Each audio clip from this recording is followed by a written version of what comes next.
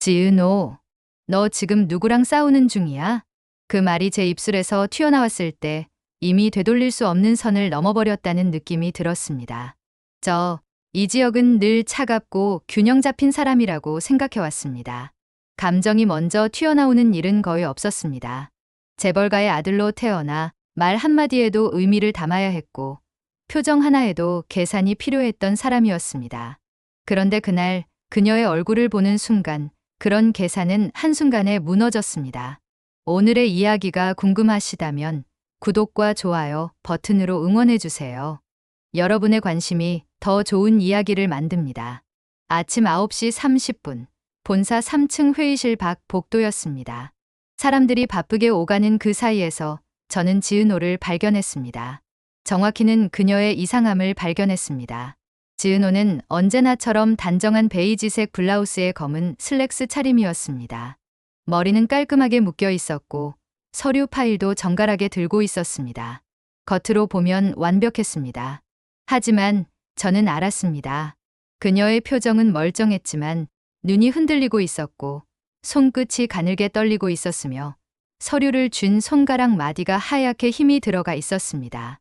누군가에게 쫓기는 사람처럼 도망치려는 사람처럼 보였습니다.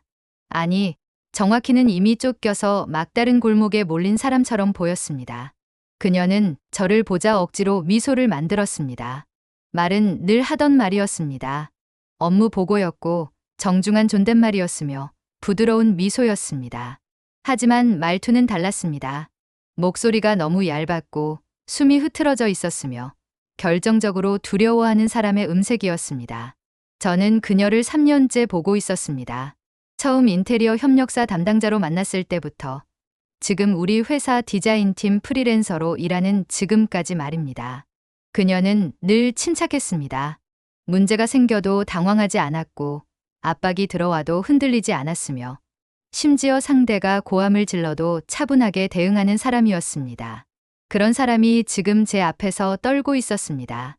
그 순간 저는 오래전부터 의심했던 이름 하나를 떠올렸습니다. 고성희, 우리 회사 이사이자 제 아버지의 재혼 상대였습니다. 아니, 정확히는 우리 집에 들어온 지 2년이 채 안 된 아직도 낯선 존재였습니다. 성희는 표면적으로는 완벽한 사람이었습니다. 우아하고 지적이고 사교적이며 사업 수완도 뛰어났습니다. 아버지는 그녀를 만난 뒤 인생의 봄이 다시 왔다고까지 말했습니다. 하지만 저는 알고 있었습니다. 그녀의 미소 뒤에 숨겨진 차가운 계산을, 그녀의 부드러운 말투 속에 감춰진 냉혹한 의도를, 그리고 그녀가 누군가를 무너뜨릴 때 쓰는 방식을 말입니다. 표면에서는 절대 손을 더럽히지 않습니다. 대신 상대의 약점을 정확히 찾아내서 그걸로 상대 스스로 무너지게 만듭니다. 그게 고성희의 방식이었습니다. 저는 조용히 그녀를 불렀습니다. 무슨 일 있냐고 물었습니다. 그녀는 잠시 저를 보더니 고개를 저었습니다. 그냥 요즘 과로했나 보다고 프로젝트가 겹쳐서라고 말했습니다. 거짓말이었습니다. 지은호는 일을 많이 받아도 흔들리는 사람이 아니었습니다.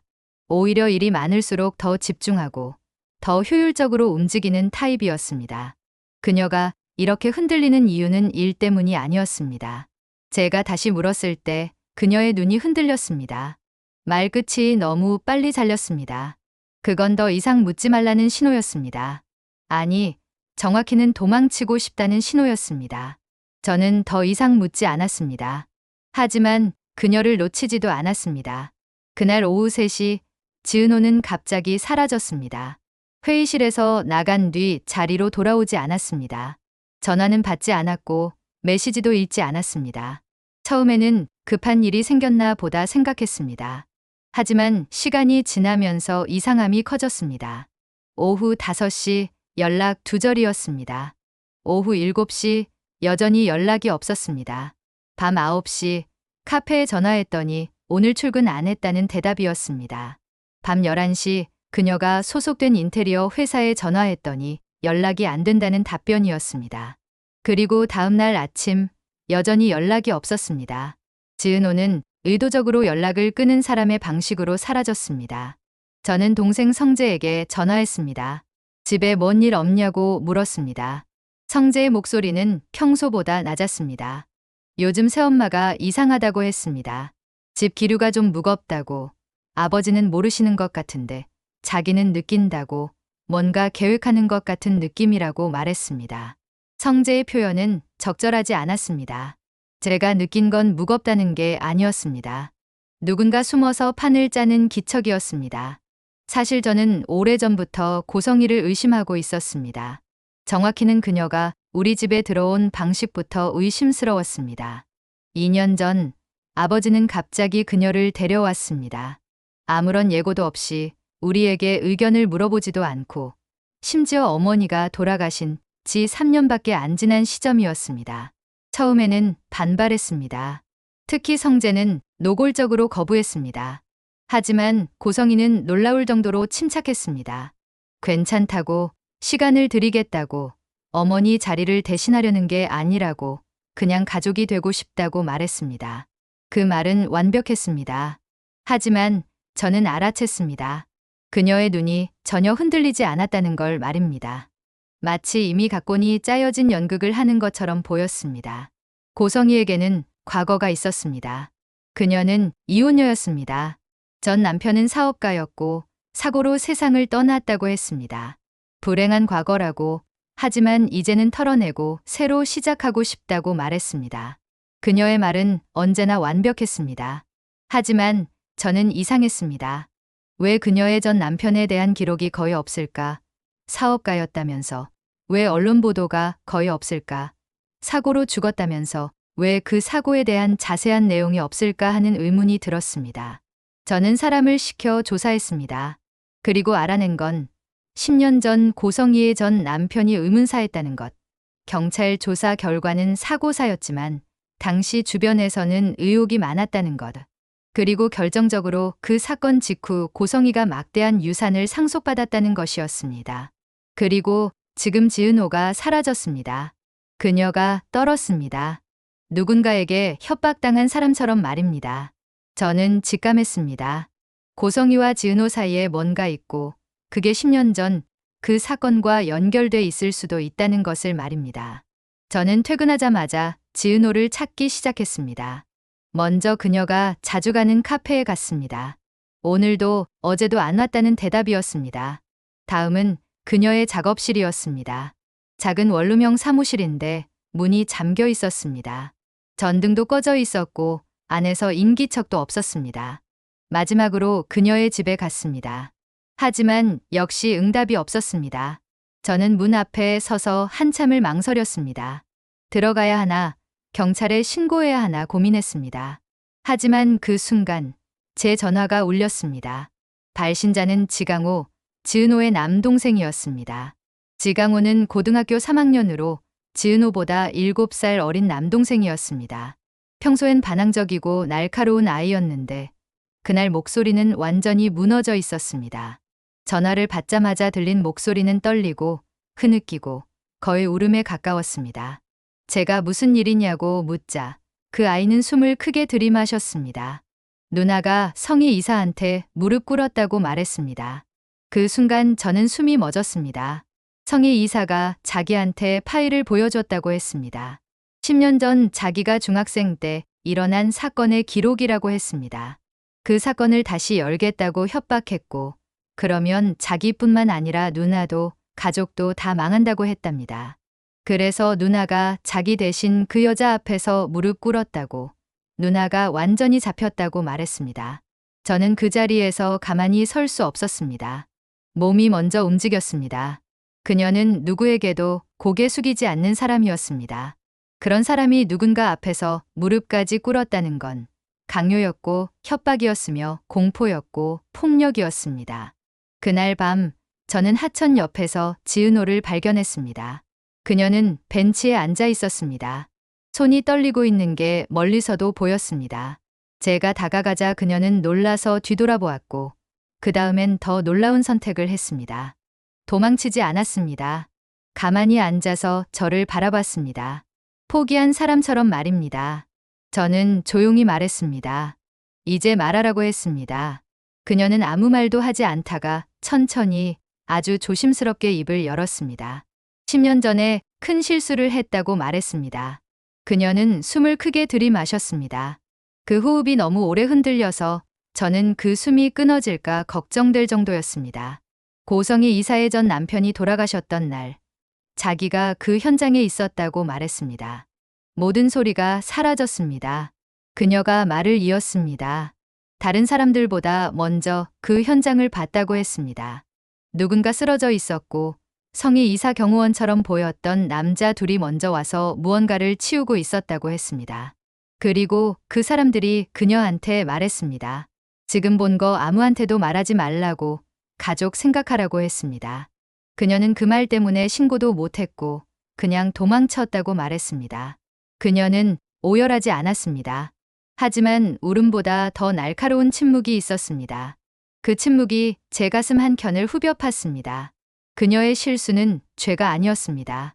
공포 속에서 살아남기 위한 선택이었을 뿐이었습니다. 저는 말했습니다. 그건 내 잘못이 아니라고 했습니다. 그 순간 그녀의 전화가 울렸습니다. 발신자는 저장되지 않은 번호였습니다. 받지 말라고 했지만 그녀는 받아야 한다고 말하며 손을 떨며 전화를 받았습니다. 스피커 너머에서 목소리가 들렸습니다. 10년 전 진실, 말할 생각은 했냐는 목소리였습니다. 그건 고성이었습니다. 그 순간 제 전화도 울렸습니다. 발신자는 아버지였습니다. 아버지의 목소리는 완전히 흔들려 있었습니다. 큰일 났다고 했습니다. 할머니가 누가 집으로 전화를 해서 10년 전 그 사건에 우리 가족이 연루돼 있다고 말했고 제 이름을 불렀다고 했습니다. 할머니가 그 말 듣고 충격을 받아 쓰러졌고 지금 병원이라고 했습니다. 저는 핸드폰을 거의 떨어뜨릴 뻔했습니다. 지은호는 얼굴이 완전히 창백해졌습니다. 그리고 떨리는 목소리로 말했습니다. 그 여자가 자기한테 가족도 지켜줄 수 없다고 했다고 말했습니다. 이건 협박이 아니라 전쟁 선포였습니다. 저는 바로 성희를 찾아갔습니다. 성희는 저를 보자마자 비웃었습니다. 선택은 했냐고 물었습니다. 제가 할머니에게 한 짓을 지금 당장 취소하라고 말했습니다. 성희는 말했습니다. 그건 자기가 한 게 아닐 수도 있다고, 세상엔 오해도 있고 실수도 있으며 10년 전에 아무것도 못 본 척한 사람도 있다고 했습니다. 그녀는 분명히 말했습니다. 지은호는 자기가 흔들면 무너지는 아이라고, 사람은 약점을 가지면 안 된다고 했습니다. 저는 그때 처음으로 성이라는 사람이 얼마나 위험한 인간인지 완전히 깨달았습니다. 밤이 깊었습니다. 병원에서 할머니 상태를 확인하고 돌아온 뒤 저는 지은호에게 전했습니다. 제가 지킬 거라고, 그러니까 더 이상 혼자 도망치지 말라고 했습니다. 그녀는 떨리는 눈으로 저를 바라보았습니다. 지금까지 단 한 번도 제게 의지하려는 눈빛을 보여준 적 없는 사람이었습니다. 하지만 그날 그녀는 아주 조용히 고개를 끄덕였습니다. 그리고 그 순간 제 전화가 울렸습니다. 발신자는 비공개 번호였습니다. 메시지 한 줄이 와 있었습니다. 10년 전 그날 내 가족도 있었다. 그 한 문장을 보는 순간 저는 온몸이 얼어붙었습니다. 지은호만이 아니라 우리 가족도 그 사건과 연결돼 있다는 암시였습니다. 폭풍은 이제 시작이었습니다. 다음 날 아침 저는 아버지를 찾아갔습니다. 병원에 입원해 계신 할머니 곁에서 밤을 새우신 아버지는 완전히 지쳐 보였습니다. 눈밑이 검게 패였고 얼굴에는 생기가 없었으며 손이 가늘게 떨리고 있었습니다. 저는 조용히 물었습니다. 10년 전 그 사건에 대해 아시는 게 있냐고 말입니다. 아버지는 잠시 저를 바라보더니 고개를 저었습니다. 모른다고, 무슨 얘기냐고 되물었습니다. 하지만 아버지의 눈이 흔들렸습니다. 그건 거짓말을 하는 사람의 눈이었습니다. 저는 더 이상 물을 수 없었습니다. 할머니가 중환자실에 계시고 아버지는 이미 한계에 도달해 있었으며 이 이상 압박하면 모든 게 무너질 것 같았습니다. 하지만 한 가지는 확실해졌습니다.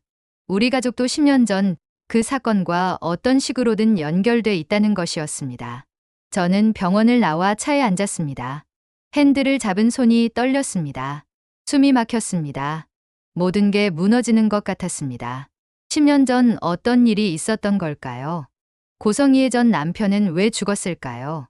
지은호는 무엇을 봤을까요? 그리고 우리 가족은 그 사건과 어떤 관계였을까요? 저는 회사 자료실로 향했습니다.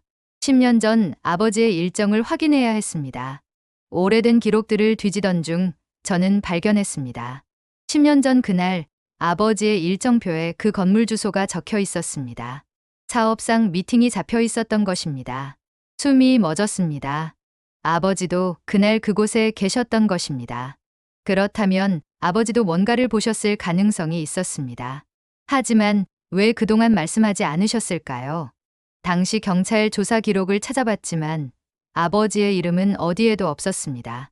마치 그곳에 없었던 것처럼 기록이 지워져 있었습니다. 누군가 의도적으로 아버지의 흔적을 지운 것이었습니다.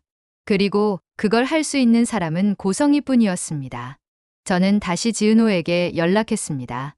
만나야 한다고, 더 이상 숨길 수 없다고 말했습니다. 그녀는 한참을 망설이다가 장소를 알려줬습니다. 도심에서 멀리 떨어진 조용한 카페였습니다. 카페에 도착했을 때 지은호는 이미 와 있었습니다. 창가 자리에 앉아 커피잔을 두 손으로 감싸 쥐고 있었습니다. 그녀는 저를 보자 힘없이 미소 지었습니다. 그 미소가 너무 슬퍼 보여서 저는 가슴이 아팠습니다. 저는 그녀 맞은편에 앉았습니다. 그리고 조용히 말했습니다. 10년 전 그날 정확히 무슨 일이 있었는지 말해달라고. 더 이상 혼자 짊어지지 말라고 했습니다. 그녀는 한참을 침묵하다가 입을 열었습니다. 10년 전 그날 자기는 인테리어 업체 직원으로 그 건물에 갔다고 했습니다. 고급 오피스텔 인테리어 현장이었고 자기는 막내 실무자로 자재를 나르고 있었다고 했습니다. 그날 오후 3시쯤 갑자기 위층에서 큰 소리가 났다고 했습니다. 무언가 깨지는 소리였고 사람들이 소리치는 소리였습니다. 현장 사람들은 모두 놀라서 위를 쳐다봤지만 현장 소장이 신경 쓰지 말고 일하라고 해서 계속 작업했다고 합니다. 하지만 그녀는 궁금했습니다.